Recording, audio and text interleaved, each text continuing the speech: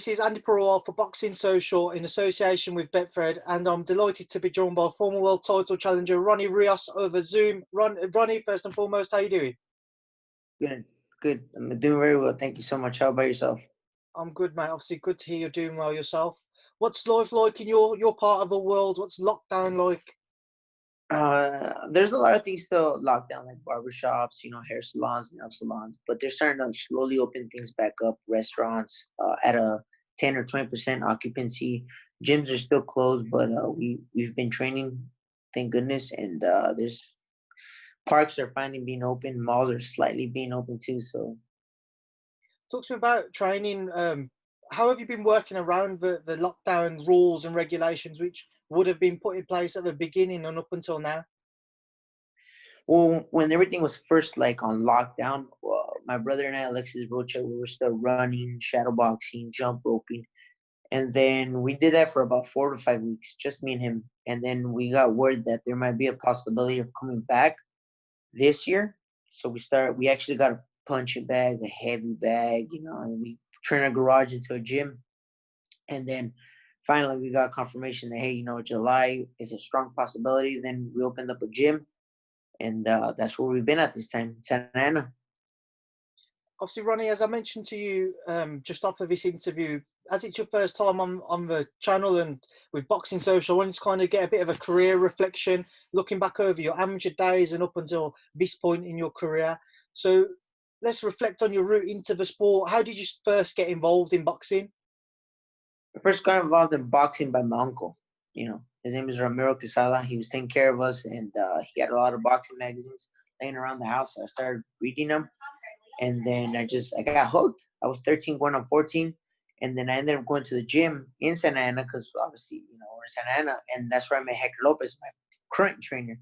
So I went amateur when I just turned 14. It was a month after my birthday. And I was in the amateur rankings for 4 years. I ended up getting a record of 52 wins and like 6 losses.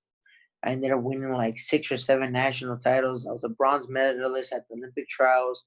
And then we went pro, and my current professional record is 32-3.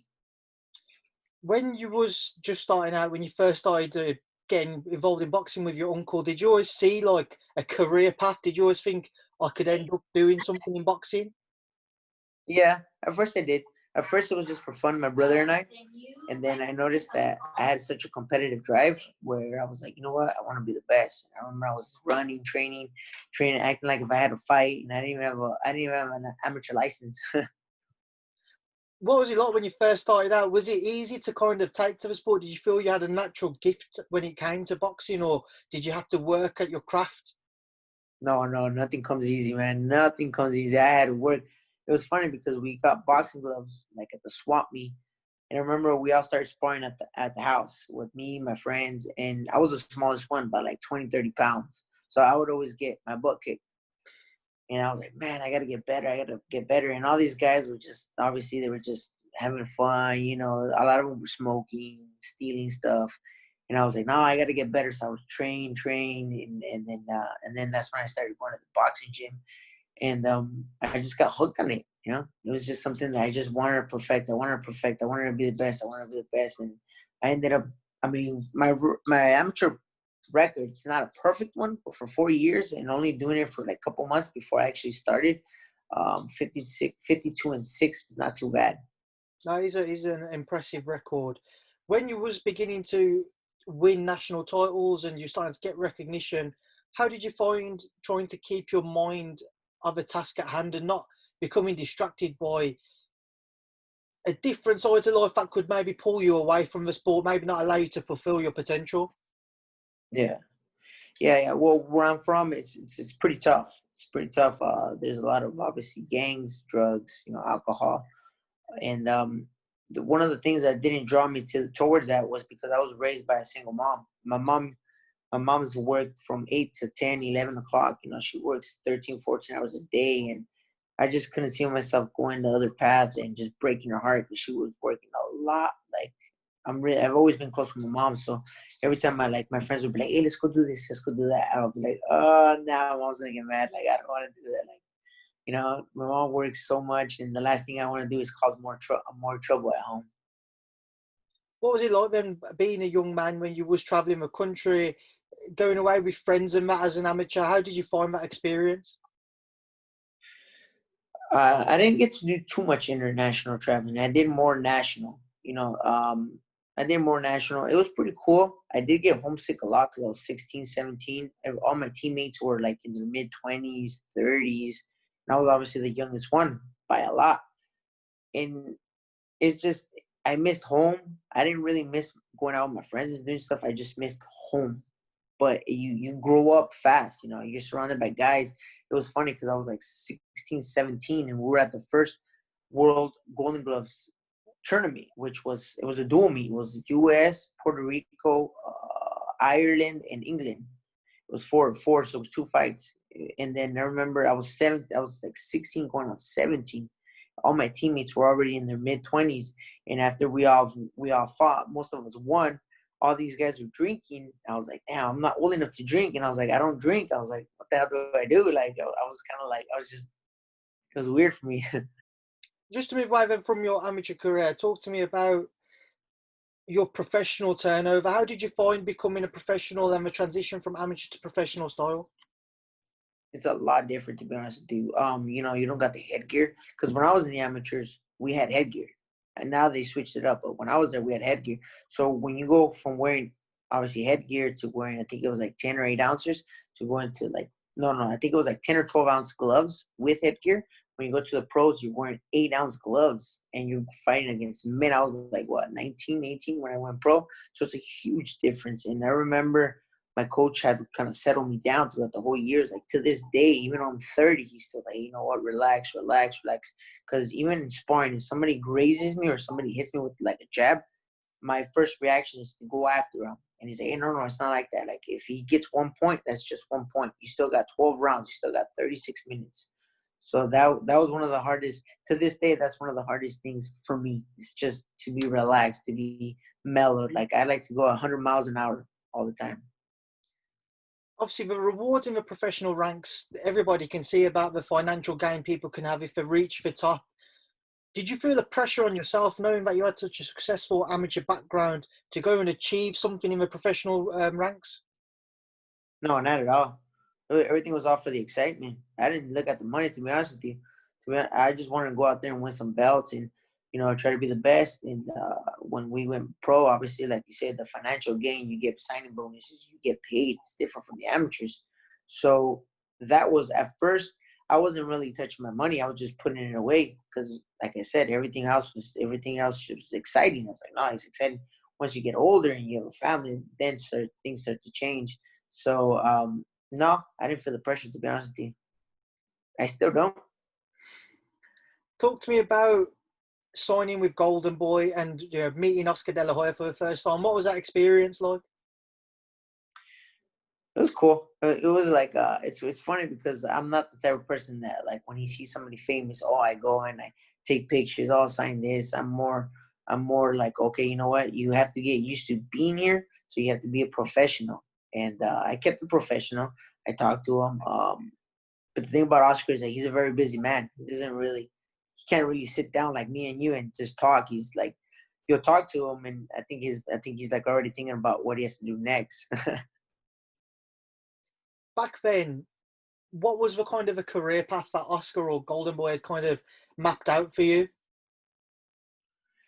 It's kind of hard to say because I didn't really have a say in it. I was too young to actually pay attention. I was just one fight at a time, and yeah, it was one fight at a time. So I can't really say. But my coach, he's also a manager now. He's always telling me, like, you know what, let us focus on the fights that we need to focus on, and you just get ready for the fights.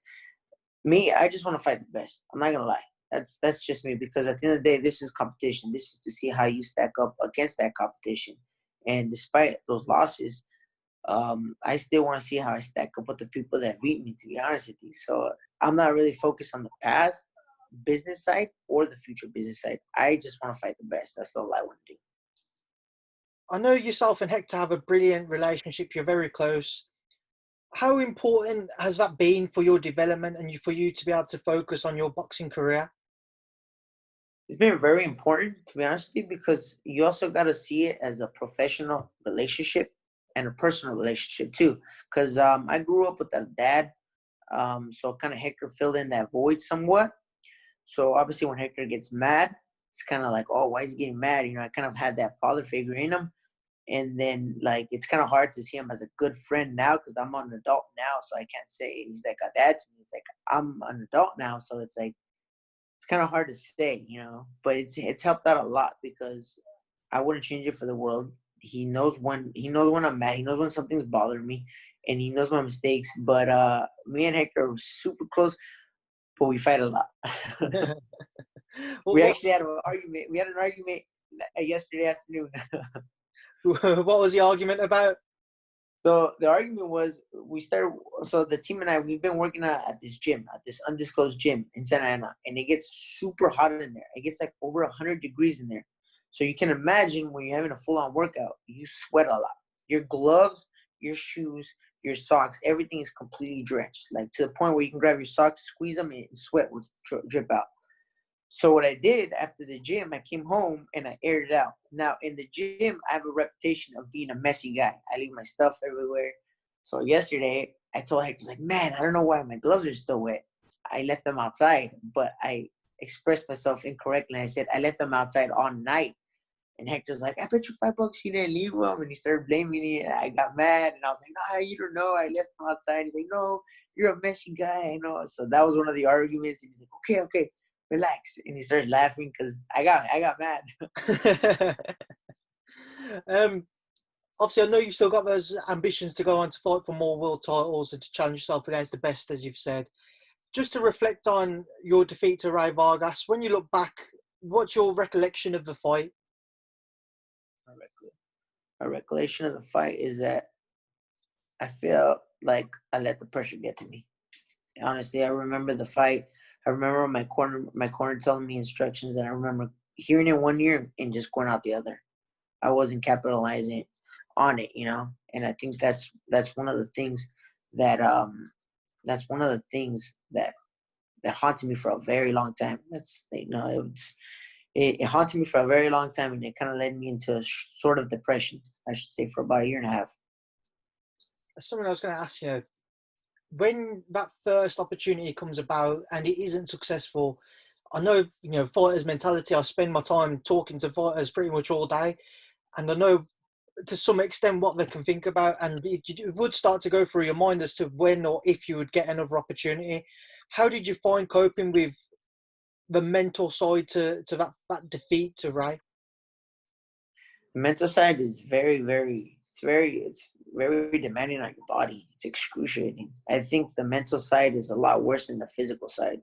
Like if you're working 6 days a week, 2 to 3 times a day, that you're going hard on these workouts and you're sore, you're tired, but mentally is more draining than physically. If you know what I mean, it's draining. Like when I came back after that Ray Vargas fight, obviously my next 2 performances weren't good at all.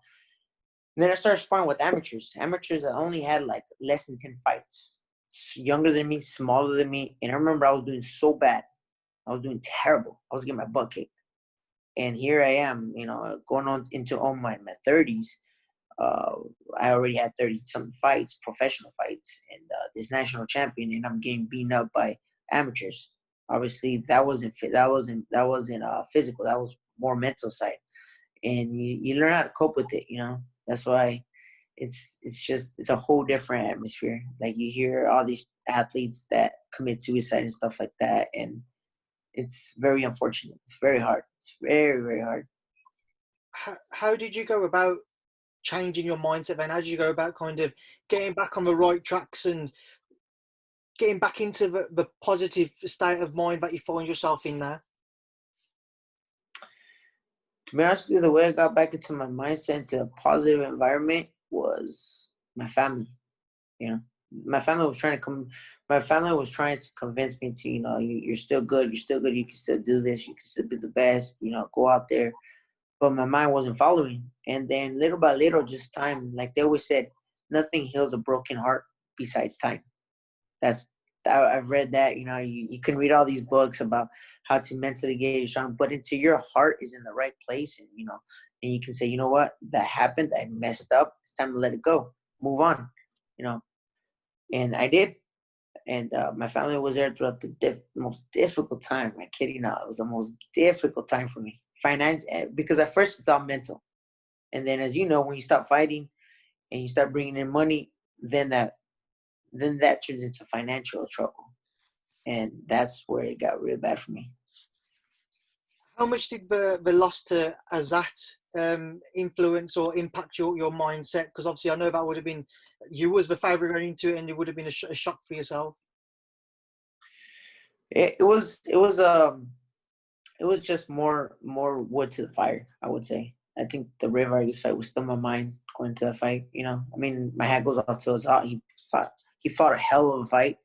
He was a better fighter that night, and like I said, my hat goes off to him. He beat me fair and square. I wasn't injured or anything, so that was pretty bad.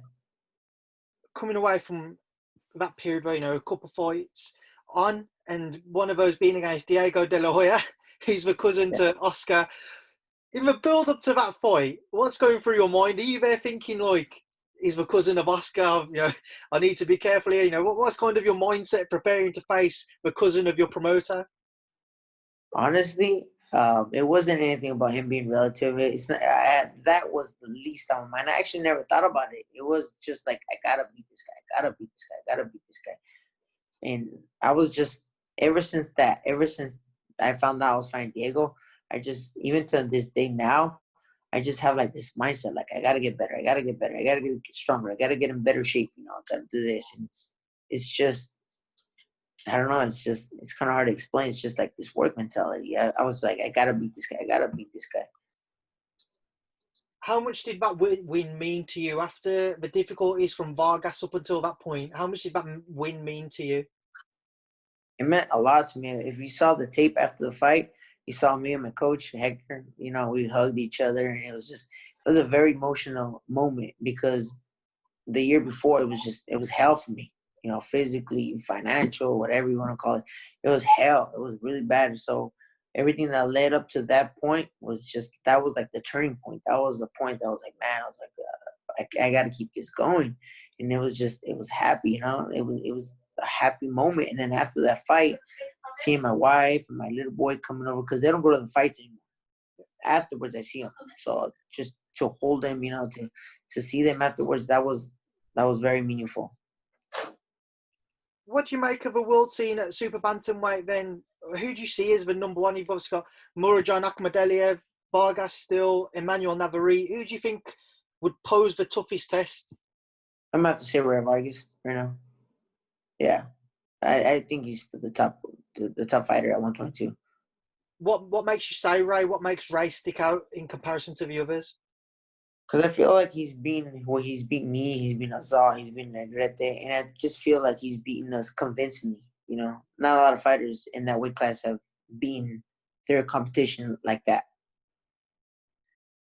How much of a difference do you think your experiences from the Ray Vargas fight will benefit you going into the Brandon Figueroa fight, knowing that you've been able to better prepare mentally, you know what to expect at the world scene now?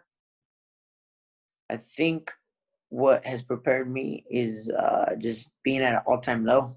I never want to go back to that feeling ever again. And I think I'm willing to do whatever I have to do to stay from going back down under. That's the mentality I have now. That's where I've always had a crazy work ethic. I've always worked hard, but I just think now I just take it to another level because of that. I know you won't have spoken about it yet, but there probably will be a desire for you to have it. How keen would you be on a potential rematch with Ray Vargas if you was to be successful against Brandon? You was to have a world title. Would you want to try and get a unification fight and right that wrong against Ray? Of course. I told my coach I would love to have that rematch. We can go elsewhere. We can go to his backyard. It doesn't matter. I just want that rematch. Like I said, I want to see where I stack up against the best, and I think, in my opinion, he's the best at that weight class. So I want to see. I want to try. I want to be given another shot to redeem myself. Ronnie, before I do let you go, then to enjoy, well, it's evening time over here. I think it's about midday where you are. Before I leave you Yeah. to enjoy the rest of your day, what would you like to say to everyone who does tune in to watch our interview? I just want to tell everybody to be careful. That this pandemic is very, very, very, very tough. It's very contagious, and it's very heartbreaking to hear all these stories. But I also want to tell everybody around or in the U.S., that we should stay together as one instead of just.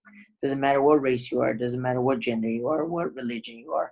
I think that if we stand as one, we have a better chance of beating whatever's out there than we do separately. It's brilliantly put, Ronnie. And as I say, I will leave you to enjoy the rest of your day. I appreciate you catching up with us, and I'm sure we will see each other soon, hopefully in the future. Thank you for speaking to Boxing Social. Of course, thank you so much, and I look forward to coming to Birmingham one day. You're more than welcome to come, mate. We can go get a drink. We can have a beer somewhere, mate. All right, man, sounds good. But I gotta stay in your house though. That's perfect. I'm just kidding. I'm just Ronnie, kidding. appreciate that. Thank you.